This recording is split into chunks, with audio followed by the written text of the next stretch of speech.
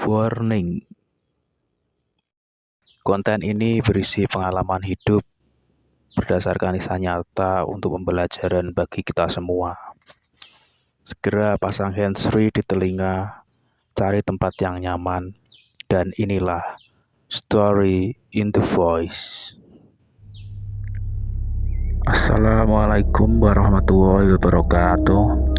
Salam, Om Swastiastu, Namo Buddhaya, salam kebajikan. Dalam kisah nyata kali ini, admin akan menceritakan sebuah pengalaman yang benar-benar pernah dialami oleh narasumber kita. Sebut saja namanya Mbah Kliman, yang merupakan saksi dari pewaris ilmu menghilang.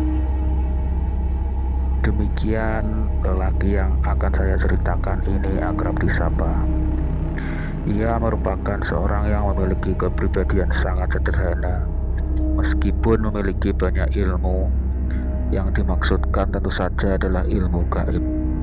Namun, Mbah Kliman sama sekali tak pernah mau menunjukkan dirinya.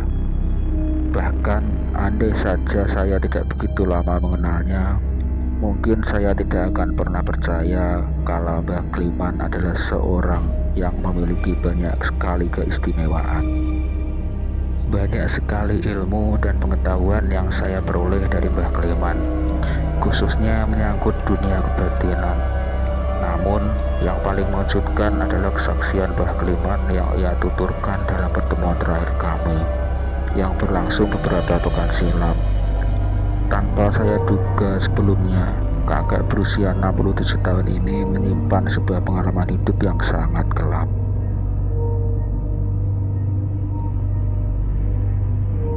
Cerita yang dituturkan oleh Mbah Kliman memang patut disebut sebagai sebuah catatan hitam dalam perjalanan hidup sang kakek. Sebuah kisah yang sungguh erat hubungannya dengan masalah kegaiban, yang di dalamnya penuh dengan nafsu dendam anggara. Ya, demi membalas dendam kepada mereka, orang-orang yang telah menghina dan menistakan dirinya. Kliman muda ketika itu nekat menempuh ritual ilmu menghilang. Ilmu langka ini baginya bukanlah sebuah isapan jempol semata. Seperti apa kisah yang dilakoni Mbah Kliman? So, inilah Story in the Voice. Namaku Kliman. Aku lahir di sebuah desa di daerah Balaraja, Tangerang, Banten. Kedua orang tuaku adalah petani dan aku terlahir sebagai anak sulung dari 5 bersaudara. Sebagai anak sulung, tentu saja kedua orang tuaku menaruh harapan yang sangat besar kepadaku agar aku menjadi orang yang sukses. Karena itu, setelah sekolah dasar, orang tuaku memasukkanku ke sekolah lanjutan tingkat pertama atau SMP. Namun, aku kurang menaruh minat pada bangku sekolah, sehingga selalu saja malas-malasan dalam belajar. Melihat tingkahku seperti itu, maka setelah lulus SLTP, ayah memutuskan untuk melanjutkan pendidikanku ke pondok pesantren. Aku pun dititipkan di sebuah pondok pesantren terkenal di daerah Jawa Timur. Di pesantren, aku malah lebih gemar mempelajari kitab-kitab kuning yang berisi tentang ilmu-ilmu kanuragan atau kebatinan, atau yang bisa juga disebut ilmu hikmah. Untuk mengaji kitab-kitab fikih, surah, nahwu, dan sejenisnya itu, minatku sangatlah kurang. Bahkan, aku sama sekali tidak menyukainya. Karena kecenderunganku mempelajari kitab-kitab ilmu hikmah yang sebetulnya menurut aturan guru dan para kiai, belum saatnya dilakukan oleh remaja seusia diriku ketika itu. Maka aku pun sering berulah aneh di lingkungan ponpes. Misalnya saja, aku sering mendemonstrasikan kemampuanku menyedot batu mustika dari alam gaib. Tak hanya itu, aku juga sering mendemonstrasikan kemampuan ilmu kebal dan ilmu lain sebagainya. Semua ini kulakukan di depan para santri lainnya. Di luar sepengetahuanku, rupanya para guru dan kiai diam-diam mengamati ulahku itu. Karena itulah pimpinan ponpes kemudian memaksa untuk pulang kampung halaman. Sebab berdasarkan rapat para guru dan kiai, ulahku itu dikhawatirkan merusak akidah para santri lainnya.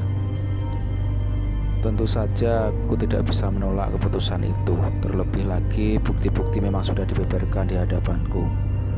Dengan perasaan kesal, akhirnya aku memutuskan pulang ke kampung halamanku di daerah Balaraja, Tangerang. Sekembalinya ke kampung halaman, aku berusaha berbaur dengan teman-teman sepermainanku.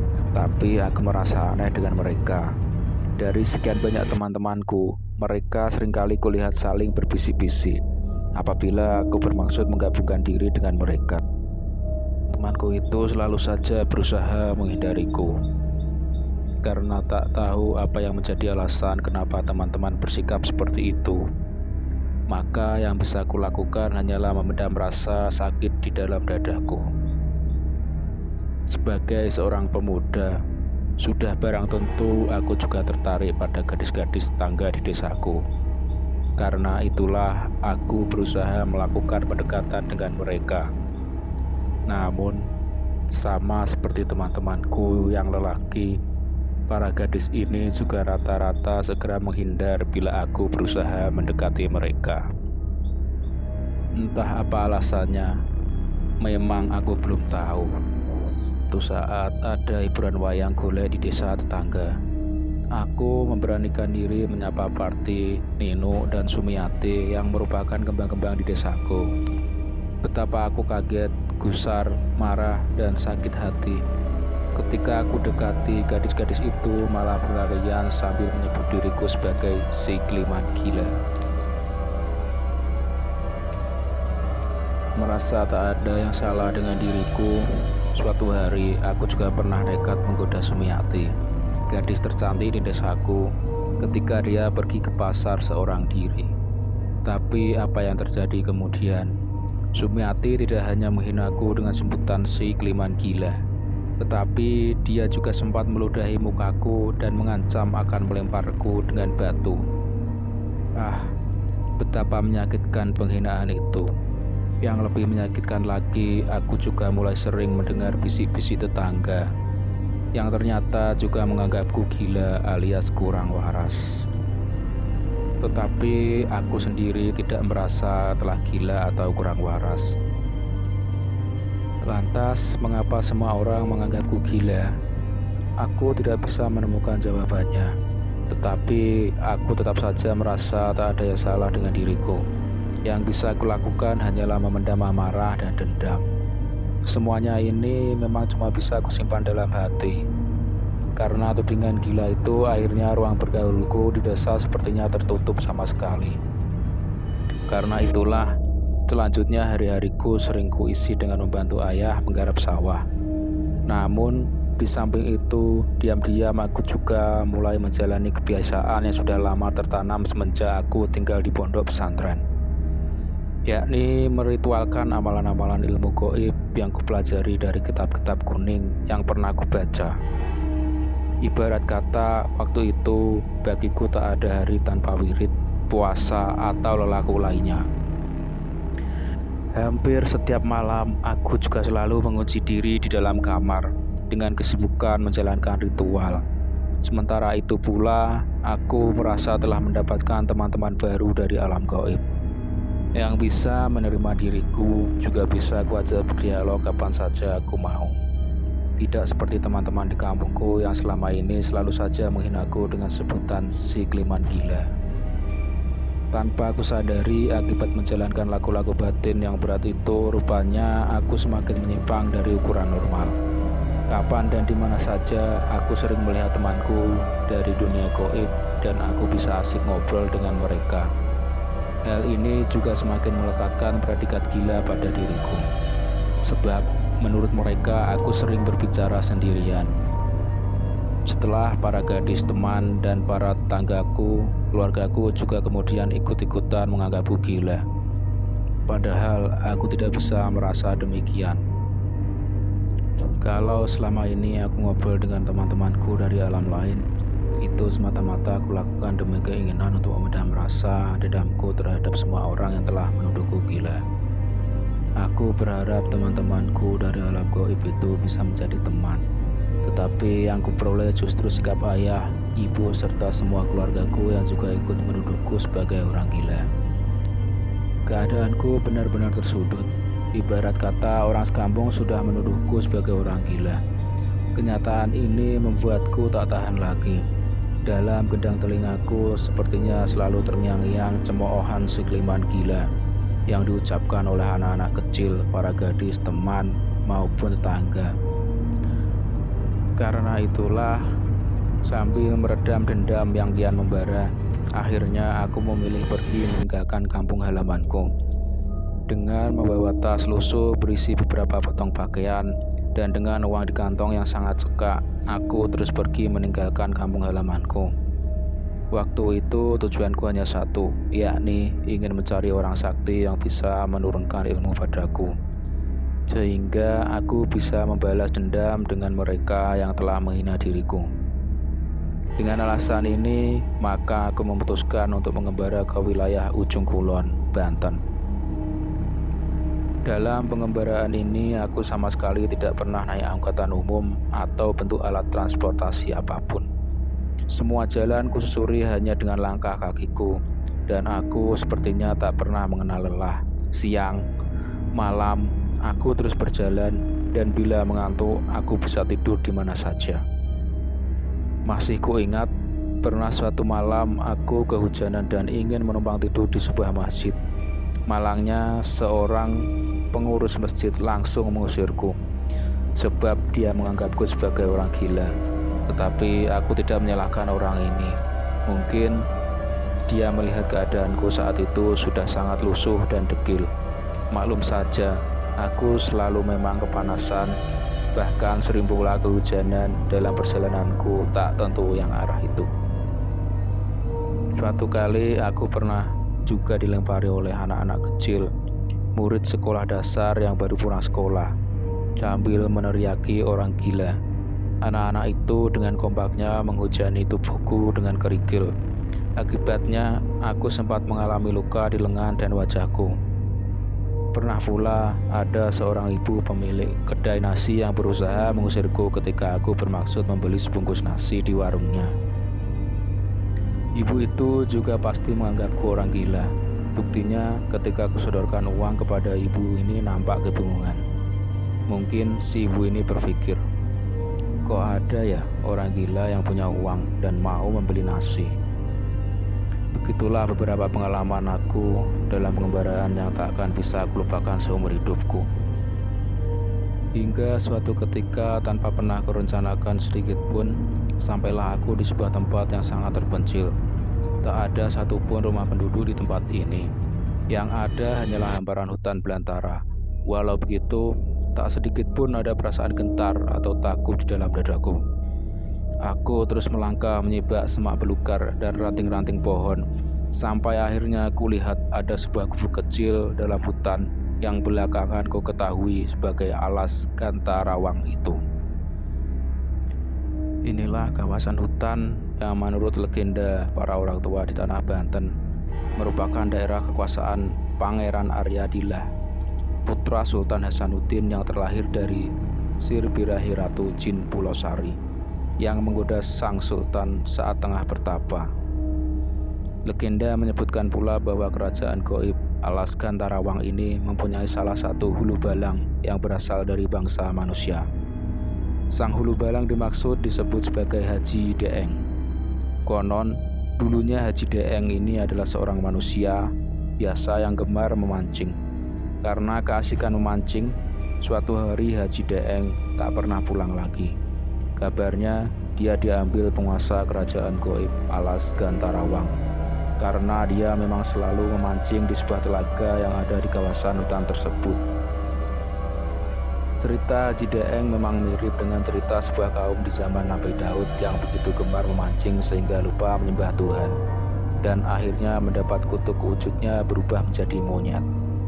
Entahlah, cerita Haji Deeng itu nyata ataukah hanya sekedar legenda. Aku tak tahu pasti. Yang tak pernah bisa kulupakan di gubuk yang terletak di tengah alas Gantarawang itu, aku bertemu dengan seorang kakek yang bagiku sangat aneh. Pakaiannya degil, Namun, ia selalu mengenakan kopiah haji di kepalanya. Apakah kakek ini yang dimaksud sebagai Haji Daeng? Sekali lagi, aku tak bisa memastikannya. Si kakek hanya memintaku menyebutnya sebagai Aki. Sejak pertama kali bertemu dengannya, si kakek bertubuh coklat ini selalu membuatku terkagum-kagum. Ia tidak hanya bisa membaca semua masa laluku, tetapi ia juga bisa mengetahui apa yang ada di dalam hatiku. Misalnya saja tentang api dendam yang membara dalam dadaku. Juga keinginanku untuk membalaskan dendam itu kepada orang yang telah menghinaku. Kalau kau ingin balas dendam pada orang-orang yang telah menghinamu, maka kau harus menjadi orang sakti, Kliman, kata si kakek setelah 2 hari aku tinggal di dalam gubuknya. Aku hanya diam. Menurutku percuma saja banyak bicara dengannya, sebab ia pasti sudah bisa menebak apa yang ada di dalam hatiku. Kau akan kuwarisi sebuah ilmu yang sangat langka.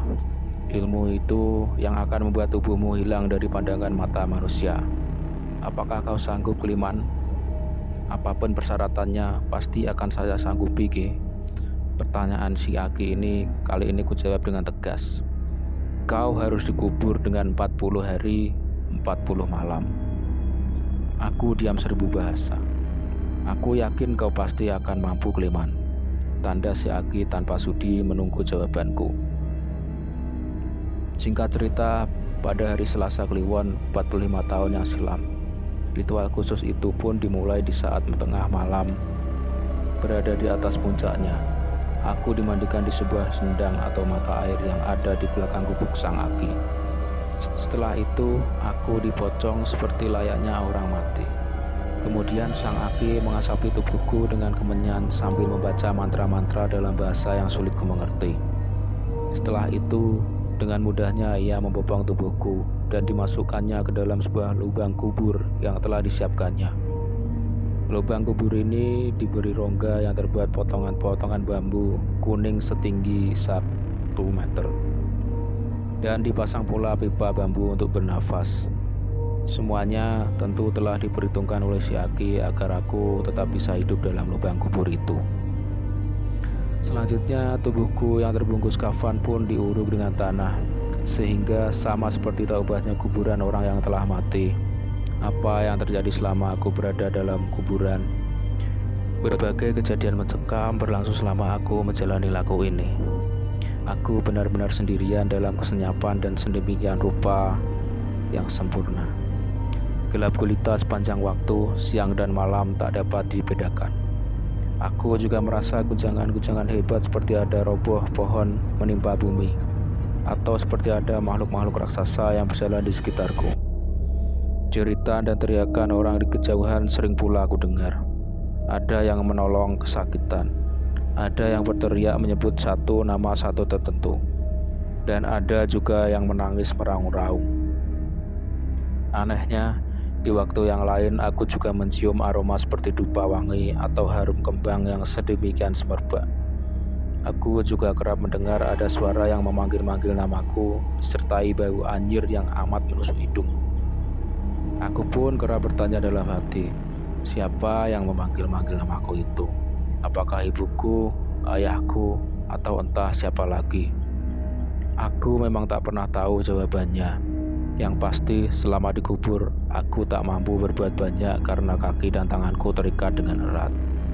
Kalaupun aku berteriak minta dibebaskan, maka teriakanku itu pasti tak ada artinya, sebab itu tak mungkin dapat terdengar dari luar sana. Menyadari keadaan tersebut, aku hanya dapat berpasrah diri, sambil membaca doa-doa khusus yang diberikan Aki padaku. Andaipun harus mati, maka aku hanya bisa pasrah menerimanya. Dari hari ke hari, tak terasa rupanya aku sudah menjalani laku selama 40 hari 40 malam. Kuburku pun dibongkar oleh sang Aki, dan aku masih dalam keadaan hidup meski kondisiku sangat lemah. Bahkan sekian lama berada dalam gelap, mataku tak sanggup untuk menerima sinar matahari. Itulah Aki menutupinya dengan 2 lembar daun sirih yang pastinya sudah ia beri doa atau mantra. Dengan kekuatan dan kesaktiannya, Aki menggotong tubuhku yang dalam keadaan sangat lemah itu ke dalam gubuknya. Aku memang sudah tak mampu lagi berjalan. Lidahku pun beku, mataku cekung. Bahkan wajahku tak ubahnya persis seperti tengkorak hidup karena tinggal kulit pembungkus tulang. Tentu saja, ciri yang menandakan kehidupanku cuma denyut jantung yang lemah dan pernafasan yang sangat halus. Oleh sang Aki, aku segera diberi air putih untuk kuminum. Setelah lewat 1 minggu, barulah kekuatanku berangsur-angsur pulih. Sang Aki memberitahu bahwa aku telah lulus dalam menjalani laku batin berupa ilmu menghilang tersebut. Karena itulah aku kemudian diperkenankan pergi meninggalkan gubuknya, dan ia berpesan padaku agar segera kembali bila niat untuk membalas dendamku sudah terlaksana. Ingat Kliman, bacalah mantra yang kuberikan bila kau akan menjalankan aksimu, kata si Aki mengingatku. Sesudah membaca mantra, menurut Aki, aku akan mampu masuk rumah siapapun melalui lubang sekecil apapun juga, dengan catatan asal ada cahaya yang menembus dari dalam. Dengan kekuatan ilmu ini bisa kubayangkan aku akan dapat berbuat sekehendak hatiku untuk melakukan apa saja terhadap orang-orang yang pernah menistakan diriku. Salah satu yang muncul di dalam benakku kala itu adalah niat jahat akan memperkosa setiap gadis yang dulu telah menghinaku. Dan ini akan kulakukan di saat malam pertama sebelum gadis itu dijamah oleh suami mereka. Betapa keji rencanaku itu, tetapi aku tak peduli. Api dendam dalam dadaku tak mungkin padam sebelum bisa aku lampiaskan pada mereka. Mungkin ini semua juga karena setan telah merasuk dalam sanubariku. Singkat cerita, dengan menggunakan angkutan umum berupa bus, aku tiba di Terminal Balaraja, yang ketika itu tentu saja keadaannya belum seramai sekarang. Kala itu malam sudah hampir larut. Untuk sampai ke kampung halamanku, kulanjutkan dengan berjalan kaki selama hampir 2 jam. Sehingga aku tiba di rumah kedua orang tuaku persis menjelang dini hari. Setibanya di rumah kedua orang tuaku adalah Darmiah yang membukakan pintu untukku. Adik perempuanku yang bungsu itu memandangku dengan rasa tak percaya. Dengan kerut-kerut di wajahnya yang dibayangi perasaan takut. "Aku Kliman, aku kakakmu Dar," tegasku. Darmiah kemudian memelukku dengan erat sambil menangis sesenggukan. Demikian pula dengan ibu dan keluargaku yang lainnya. Mereka tak percaya melihatku akan kembali ke rumah dalam keadaan tubuh yang jauh lebih baik bersih dan terawat jika dibandingkan dengan saat kepergianku. Ya, ketika pergi sekitar 9 bulan silam, kondisiku memang benar-benar memprihatinkan. Tubuhku degil dan kumal, bahkan aku dianggap orang gila. Dan ada juga kesedihan sangat mendalam setibanya di rumah. Aku tak melihat di mana ayahku. Akhirnya aku tahu kalau ayah telah wafat hanya sekitar 1 bulan setelah kepergianku.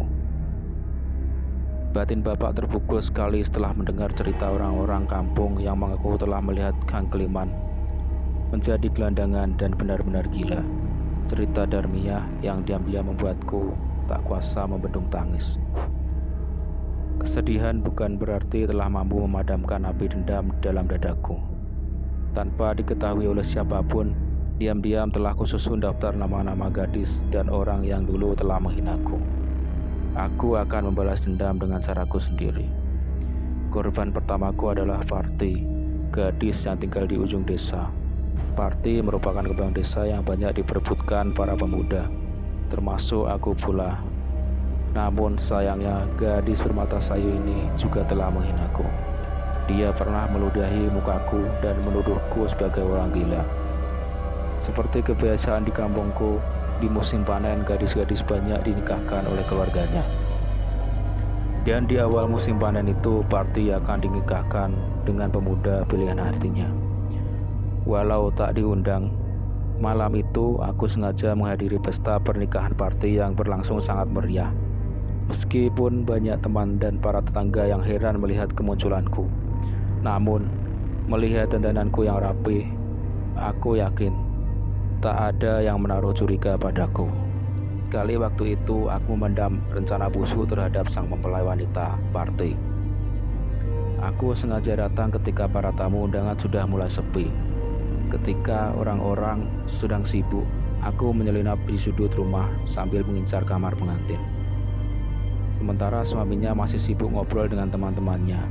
Aku yakin party yang telah kelelahan setelah seharian meladeni tamu sudah berada di dalam kamar pengantin dan telah bersiap menjalani malam pertamanya. Sekaranglah saatnya, bisik batinku dengan rongga dada panas terbakar api dendam. Sekejap kemudian, ku baca mantra sakti ilmu menghilang pemberian Aki di alas Gantarawang. Betapa aneh, sekujur tubuhku terasa dingin dan ringan. Lalu ketika muncul niat dalam hatiku untuk masuk ke dalam kamar pengantin, maka seketika itu aku merasakan seperti ada sesuatu yang menyedot tubuhku. Kemudian masuk ke dalam lubang kunci pintu kamar pengantin itu. Benar-benar ajaib. Tahu-tahu aku sudah berada di dalam kamar. Kupandangi party yang sedang duduk di pinggir ranjang sambil menunggu kedatangan suaminya. Darahku berdesir melihat kemulusan punggung Purti dengan bilur-bilur merah bekas tali BH yang mungkin kekencangan. Tak tahan membentuk gairah, segera kumatikan saklar bohlam 5 watt yang menerangi kamar itu. Segera ku peluk tubuh Sinta itu, ku kecup keningnya dan ku lumat bibirnya.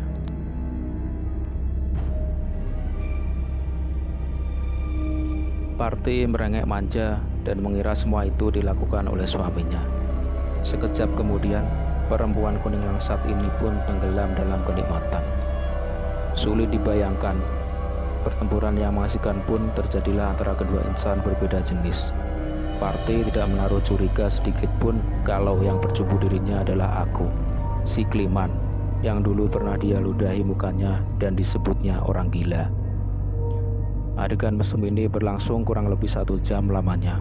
Aku merasa yakin tidak akan terjadi sesuatu keributan apapun karena Party merasa bahwa yang bercumbu dirinya adalah suaminya sendiri.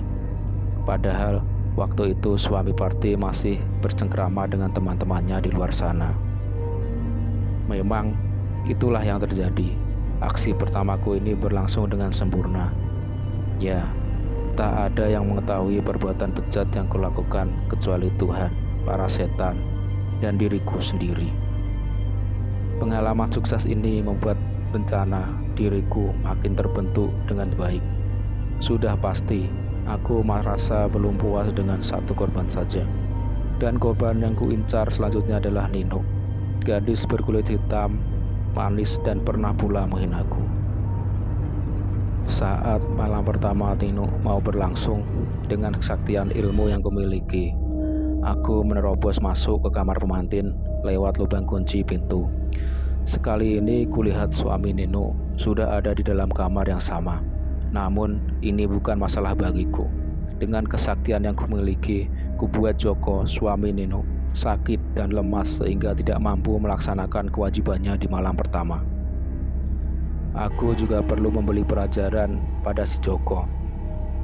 Dia dulu pernah melemparku dengan batu bata sambil meneriakiku orang gila. Bisik batinku mengenang penghinaan yang sangat menyakitkan itu.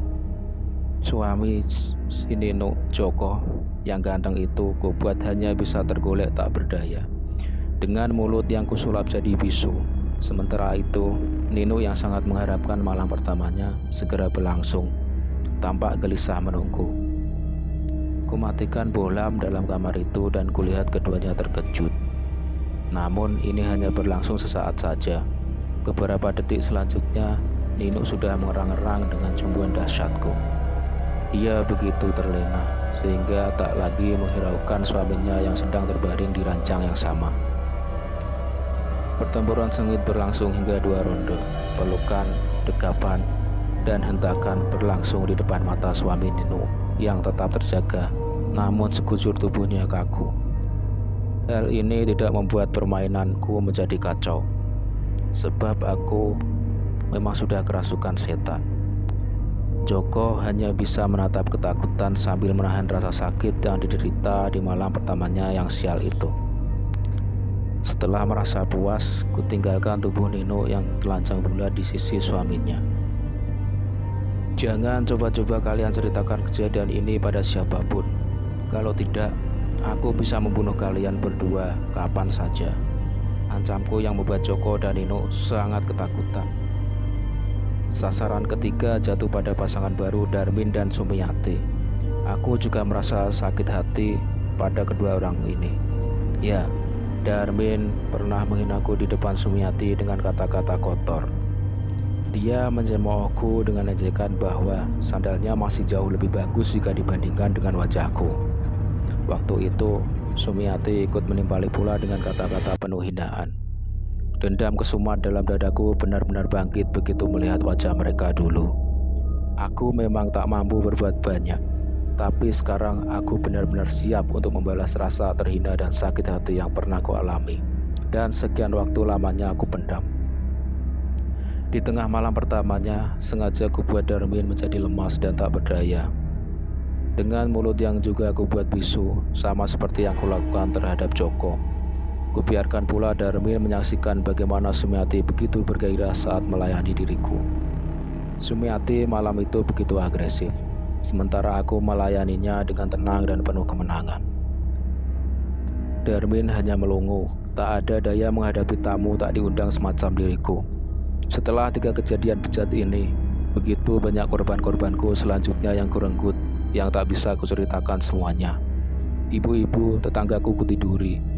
Bahkan ku perkosa di depan suaminya. Mereka semua memang tak berdaya untuk melawan kekuatan ilmu setan yang kumiliki. Meskipun demikian, pada akhirnya aku merasa gelisah dan selalu dihantui perasaan bersalah. Belakangan aku juga diteror oleh kemunculan bayang-bayang almarhum ayahku. Beliau tidak hanya datang dalam mimpi burukku, tapi ayah juga seolah datang ketika aku dalam keadaan terjaga. Ilmu itu akan membuat hidupmu terlunta-lunta karena kau tidak akan pernah mendapatkan ketenangan hidup. Ingat Kliman, 1 orang korban itu membuat penderitaan sepanjang 5 tahun. Hitunglah berapa orang yang telah menjadi korbanmu, dan selama itulah jati dirimu akan mengalami penderitaan. Sebagai akibatnya, kau akan menjadi hamba setan, Kliman. Ancam ayahku yang seolah kemunculannya begitu nyata. Berulang kali bayangan ayah datang baik lewat mimpi maupun ketika aku terjaga. Ayah begitu marah padaku, bahkan kerap menyebutku sebagai setan neraka. Hal ini membuatku sangat tersiksa, sampai kemudian kuputuskan untuk secepatnya pergi meninggalkan kampung halamanku dan kembali ke alas Gantarawang untuk menemui Aki. Tetapi aku tak dapat menemukan kakek sakti ini. Bahkan gubuk tempat tinggalnya pun seolah telah raib entah kemana. Di lokasi tempat gubuk itu berdiri, yang tinggal hanyalah sebatang pohon besar tinggi menjulang, beserta telaga kecil tempat dulu aku dimandikan sebelum memulai ritual ilmu menghilang. Tak ada tanda-tanda sedikit pun bahwa di tempat itu pernah berdiri sebuah gubuk yang setidaknya aku sendiri pernah tinggal selama beberapa hari waktu lamanya.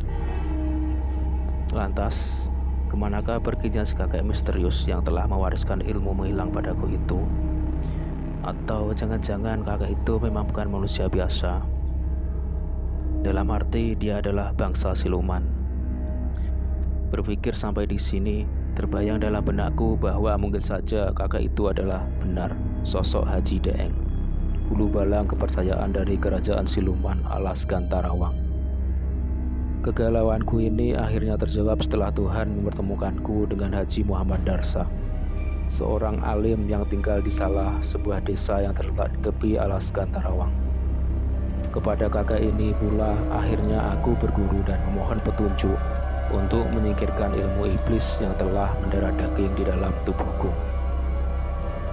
Salah satu ilmu yang diajarkan Haji Muhammad Darsa padaku adalah ilmu tentang zikir Asmaul Husna.